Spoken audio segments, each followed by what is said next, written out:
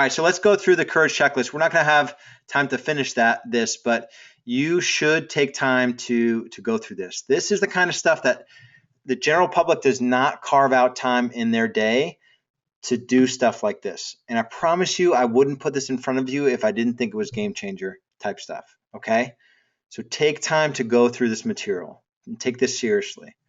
Yeah, it's created by someone else, but this is the core of what I believe is it's the thinking side of it and sort of the deep thinking work and some of the limiting beliefs that we have sort of embedded in ourselves that we have to break through or at least get out on the table to be able to move to the next level. So, all right, so grab this, print it out. If you don't get through it now, take some time and get through it. So where does courage come from? How do we start to gain more confidence and courage in our lives? The answers lie not only in moments of crisis, but in how we live each day of our lives. Consider the concepts below and respond to the questions.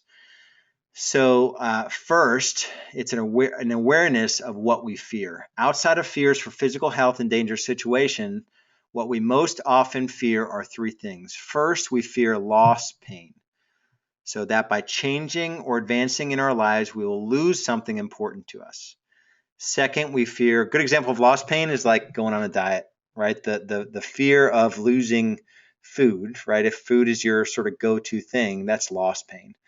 Second, we fear process pain, that the mere act or process of changing will be too hard for us. Diet and exercise, say you have 50 pounds to lose, you can use the same example. That the process of changing and focusing on your health and your weight will be too hard for us. Third, we fear outcome pain, that all the effort we put into changing may not lead to a better outcome in our lives.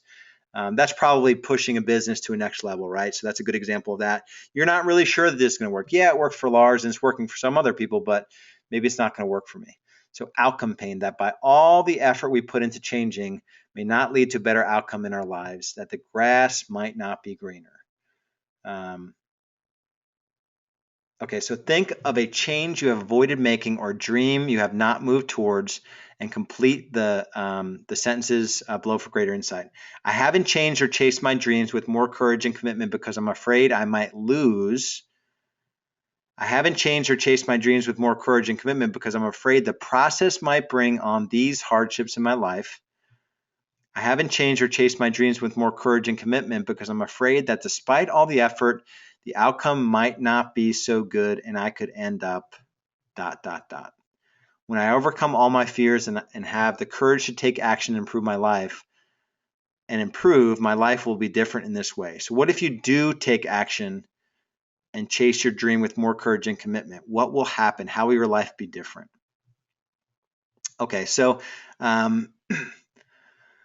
so expressing our real thoughts, feelings, needs, and ambitions to others. So it takes courage to tell the world what you're about and how you're thinking. Doing it more consistently will forge a stronger confidence in your heart and social world. A good example for me is 10,000 homes, right? That is like super scary to tell the world about that, but I'm starting to say it to everybody. And, people think I'm crazy. I don't know of any teams doing 10,000 homes. But that doesn't mean we're not going to be doing it. If I'm honest, I haven't been communicating my real thoughts, feelings, needs, and ambitions to the following people, and it's costing me. So who aren't you sharing your thoughts, feelings, needs, and ambitions with? And what is it costing you? A person and situation I'm dedicated to addressing in the next 5 days is ... and this is how and why. So what situation or person will you actually address in the next 5 days? And I think this is the last one here. Yeah, last one here is consistently creating and responding to challenges in our lives by taking action. A person of action develops a sure sense of who he or she is and is also more likely to be bold and resilient in tackling life's major challenges. This goes back to the 4 C's, right? The commitment, the courage, the capabilities, and the confidence.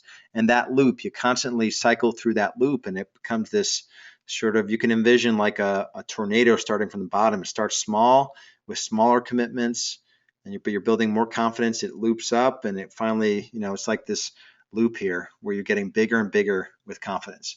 So a person of action develops a sure sense of who he or she is and is also more likely to be bold and resilient in tackling life's major challenges. Commit today to taking a few bold leaps forward in your life.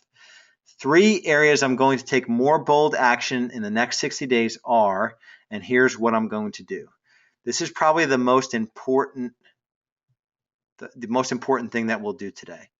So 3 areas that you're personal or professionals that you're going to take more bold action the next 60 days. What are those 3 areas, and what are you going to do?